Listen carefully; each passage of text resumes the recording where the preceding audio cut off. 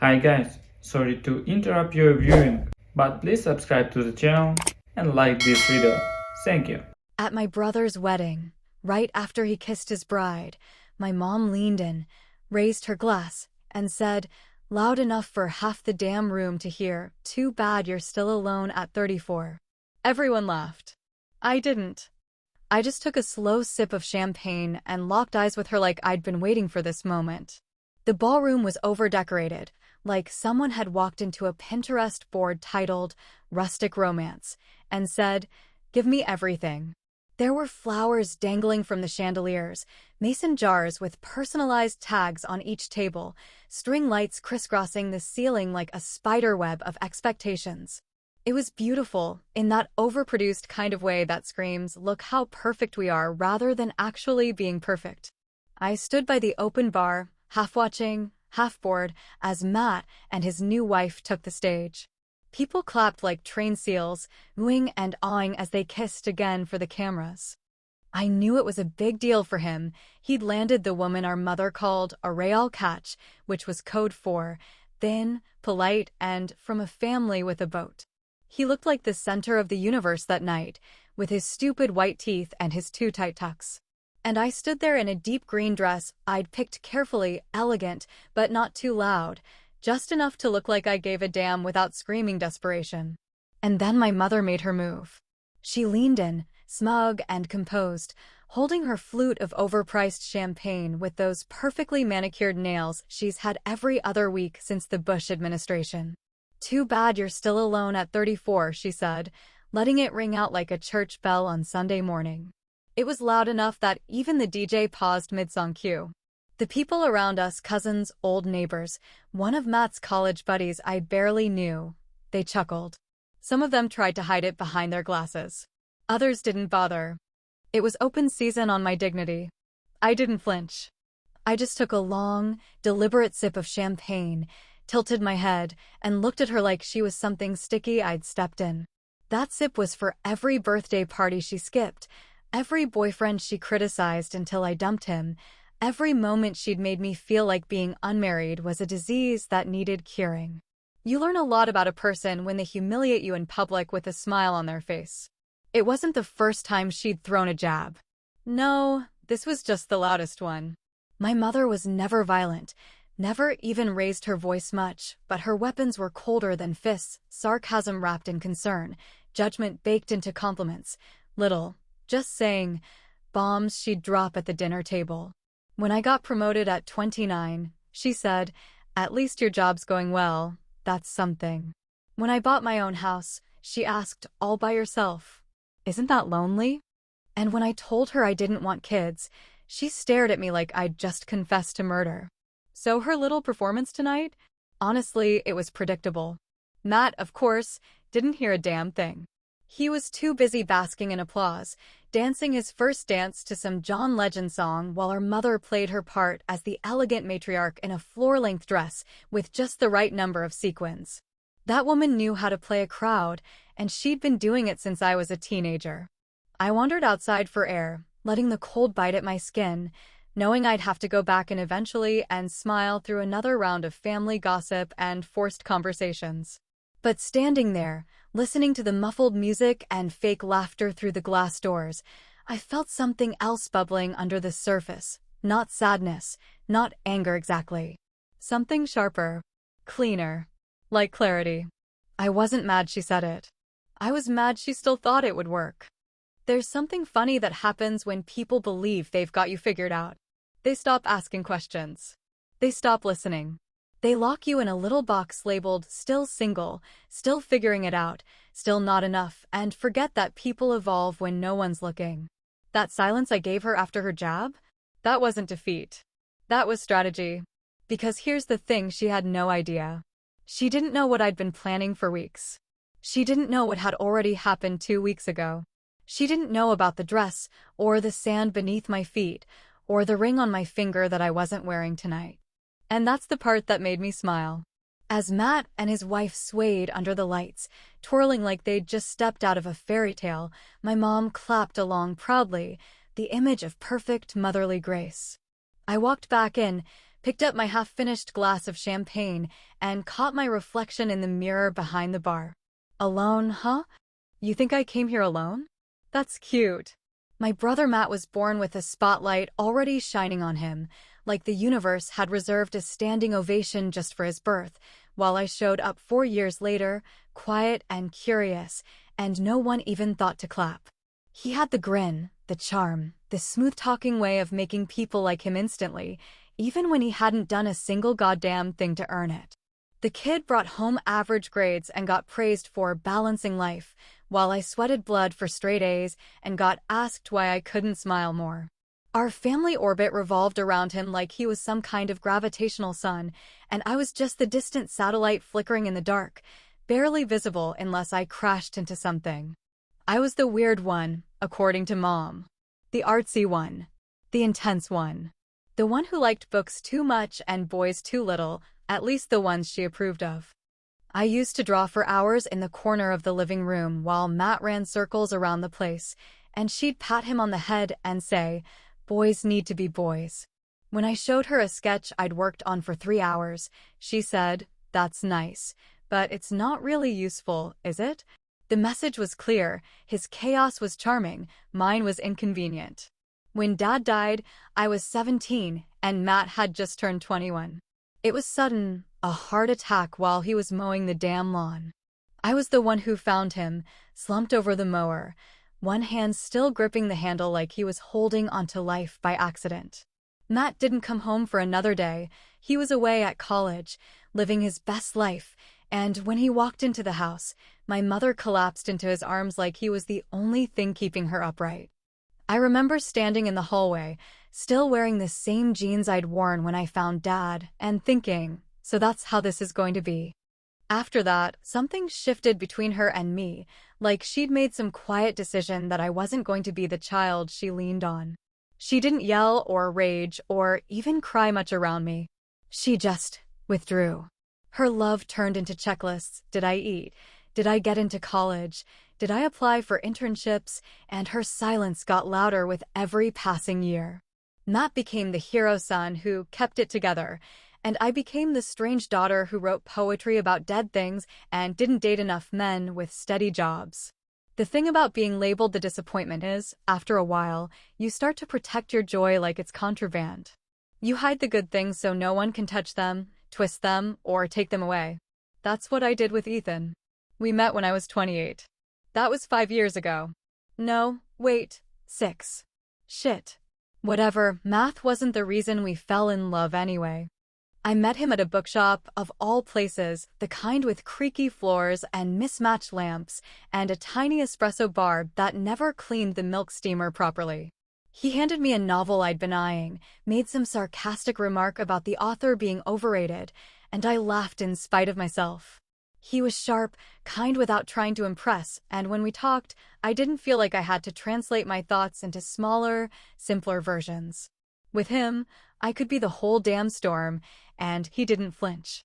But I never brought him home. Not once. Every boyfriend before him had gone through the meat grinder of my mother's opinion. She'd dissect their careers, their families, their shoes. One guy had a tattoo, and she asked if he'd ever been to jail. Another drove a motorcycle, and she said she wouldn't be surprised if he did drugs on weekends. By the time I hit 30, I stopped introducing anyone. What was the point? It always ended the same, with me explaining, defending, or apologizing. So Ethan remained my secret rebellion. We lived together for 4 years before we got engaged, and no one in my family even knew we shared a damn lease. Every Christmas, I'd fly solo, tell them I was too busy to bring anyone, then come home to Ethan and our quiet life full of homemade pasta and sarcastic movie nights. It was simple. It was ours. And for the first time in my life, I didn't feel like I had to perform.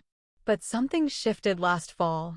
We'd been talking about marriage in this roundabout way for a while, but then one night, over takeout and bad TV, he pulled out a ring, nothing flashy, just a gold band with a tiny opal, my birthstone. The one I'd once told him I loved when we were drunk and walking through a flea market. He remembered. And I said yes without blinking. We didn't plan a wedding. We planned an escape.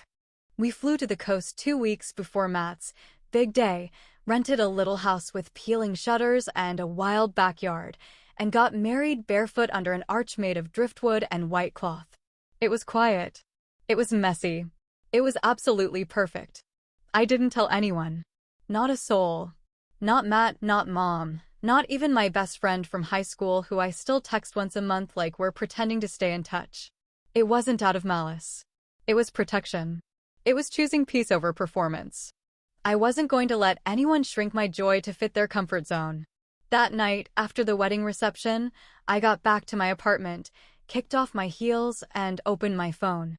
The group chats were still buzzing from Matt's wedding, photos of sparkler exits, and forced smiles filling every thread. And then I did it. I posted one photo of me, in my wedding dress, laughing with my head tilted back, Ethan holding my waist like he always does when I'm overthinking, the ocean behind us. No caption. Just one photo. And I didn't post it publicly. I put it on my close friends list, maybe 10 people total. But one of them, bless her messy little soul, screenshotted it and sent it straight to my mother. I saw the message come through within the hour. And I just sat there, wine in one hand, phone in the other, and smiled like the quiet villain I'd been all along. The sun was just starting to bleed into the sky when I woke up on the day I married Ethan, and I remember how it felt, like the air itself had paused, like the world was holding its breath while I made the most honest decision of my life. There were no dress rehearsals, no floral consultations, no $1,000 deposits hanging over my head, no high school cousin complaining about travel arrangements, just the ocean outside the window, Ethan's steady breathing beside me, and the sound of waves pulling secrets in and out of the shoreline. I'd never felt calmer. Not even close. We were in a little house on the edge of a beach town 2 hours from the city, the kind of place where the porch creaked every time you stepped on it and the coffee pot took 10 whole minutes to heat. I picked my dress months earlier, soft cotton and lace, no zippers, no corset, no bullshit. I didn't want anyone adjusting me or pulling me tighter or whispering how I should pose for the camera. I wanted to feel like myself, not a version curated for a Facebook album or a mother's approval.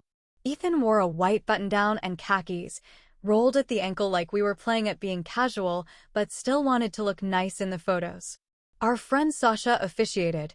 She's the one person I trust enough to hold my truths without squeezing them into something smaller or more digestible. There were no guests, no flower girls, no caterers, no one crying dramatically in the third row. It was us, the sound of the tide, and a handful of seagulls who could not have cared less what we were doing. I held his hands and promised the things that actually matter, that I wouldn't run when things got quiet, that I'd stop assuming silence meant anger, that I'd laugh when he forgets where he parked and not take it personally. He promised me weird coffee dates and messy honesty, and that he'd never, under any circumstances, ask me to go camping. We kissed. We laughed. We ate gas station sandwiches with our feet in the water. I felt married in the way people should feel married, not like I'd been placed in a cage, but like I'd finally come home. That night, lying in bed with my new husband and a bottle of cheap wine between us, I made the decision that set everything else in motion. I knew Matt's wedding was coming in 2 weeks. I knew I'd have to sit there in that overpriced venue, listen to the toasts, smile at the photos, and nod politely while people asked me if I was dating anyone. I knew my mother would find a way to throw a dig, subtle or not, and I knew I'd have to take it, just like always. But what if I didn't? What if I didn't explain, or defend, or justify a single damn thing? What if I let her talk, then dropped a bomb so elegant it didn't even make a sound when it landed? So I said nothing. For 2 weeks, I said absolutely nothing. I didn't slip up, didn't leave a ring lying out, didn't mention we instead of I. I went to Matt's wedding solo, in that green dress, smiling like someone who had nothing to hide, but everything to protect. And when my mother made her little comment about me being 34 and alone, I felt no sting. I felt amused, honestly. Like I was watching someone act in a play they didn't know had been canceled. The next morning, after I'd kicked off my heels and scrubbed off the makeup and poured myself the good coffee, I posted one photo, just one. It was me and Ethan on the beach, the sun melting behind us, his hand around my waist and mine tangled in his shirt. I was laughing, head back, veil flying sideways like it was trying to escape the moment but couldn't. I captioned it simply, "No longer alone." And not sorry. And I didn't post it to everyone. Just the close friends list. 10 people, maybe 11 if you count that one friend I keep meaning to delete, but always forget. I figured it'd float out there quietly, maybe get a few fire emojis, maybe a heart or two. I didn't count on Sasha forwarding it to her sister, who forwarded it to my cousin Jess, who screenshotted it faster than a raccoon stealing trash and dumped it straight into the family group chat. At first, I didn't notice. I was in the kitchen making pancakes when my phone buzzed once. Then again. Then 5 more times in rapid succession. I glanced at the screen and saw the name of a group I hadn't opened in weeks, Fam Jam, created by my mother in some desperate attempt to seem modern, complete with a smiling selfie of her and Matt at a winery. The first message was from Aunt Linda. Wait, what is this? Then Cousin Jess. Did Claire get married? And then the final one, the one that made me pause mid-pour with the batter still hanging off the spoon, my mother's response. This must be a joke. Claire wouldn't do this without telling us. Wouldn't she? I picked up my phone, read the chaos unfolding, and did something I hadn't done in a long, long time. I laughed. It wasn't bitter. It wasn't cruel. It was the sound of someone finally breathing in air that wasn't laced with expectations or disappointment or shame. I didn't owe anyone anything. Not a call. Not an explanation. Not a goddamn warning. My phone kept buzzing, missed calls, texts, question marks flooding my screen like someone had hit a panic button in a newsroom. But I didn't pick up. I didn't respond. Instead, I poured syrup on the pancakes, sat across from Ethan, and raised my fork like a toast. Let the group chat burn. The first call came in at 7:30 in the morning, a time I would normally never answer, even if it was the president himself asking for help with a crossword clue.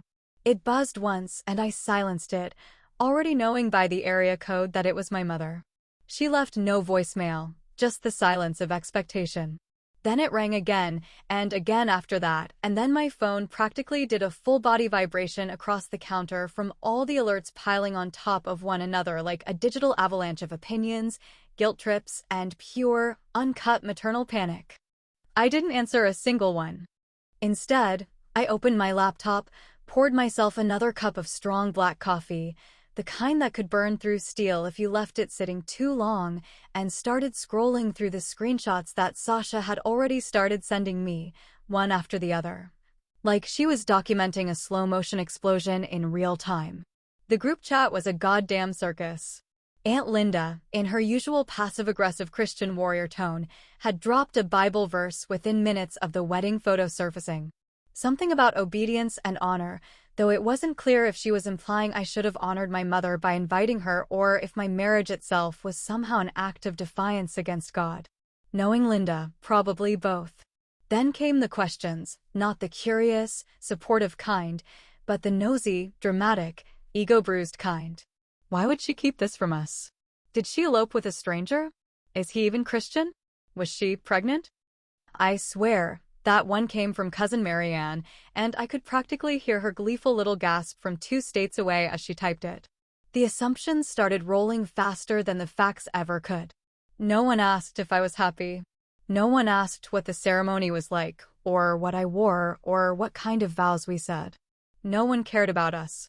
They only cared about them, how they looked, how they felt, how my silence made them feel small. And that was the point. It was never about revenge. Not really, though I'd be lying if I said the chaos didn't give me a twisted sort of peace. The truth is, it was about control. After decades of having my story shaped, filtered, judged, and sometimes erased entirely by people who believed they had the right to narrate my life, I finally took the pen back. I didn't want their approval. I didn't want their applause. I wanted to do something big without asking anyone's permission, and more importantly, I wanted to experience that moment without the noise of other people's needs ringing in my ears. For the first time, I did not perform for anyone. That might not sound like much to someone who grew up in a normal household, whatever the hell that means, but for me, It was revolutionary. I'd spent my entire adult life contorting myself into versions of what people needed: a good daughter, a polite niece, an accomplished professional who never made waves. And even in moments that should have been mine, graduation, promotions, birthdays, someone else always managed to make it about them. Usually my mother. Especially her. When I was 21 and got accepted into a writing program, she told people at church I was taking a little creative break from real work. When I broke up with a boyfriend who made me feel invisible, she said I was being too sensitive and that relationships take compromise. When I finally bought my own house, she said, "Well, I guess some women don't need men after all, like being independent was a consolation prize instead of a damn achievement." Everyone I had was minimized, twisted, reframed to fit inside a narrative she had already decided was true, that I was difficult, dramatic, and ultimately, tragically alone. So no, she didn't know I was in love. She didn't know I had been living with Ethan for years. She didn't know we cooked dinner together 4 nights a week, or that he read my writing out loud just to make me laugh, or that he always made me tea when I was sad and knew how I took it without asking. She didn't know I got married on a Tuesday, barefoot on the sand, saying vows I wrote myself, holding hands with the one person who saw every jagged edge and never once asked me to be less sharp. And that was by design. Because just being close to someone doesn't mean they know you. Just because someone shares your blood, your name, your face, doesn't mean they're entitled to your heart. My mother never really asked who I was, not in the ways that count. She asked about jobs, rent, credit scores, whether I'd met anyone serious, and whether my hair looked more feminine now that I was older. But she never asked what I feared, what I loved, what I needed to feel safe.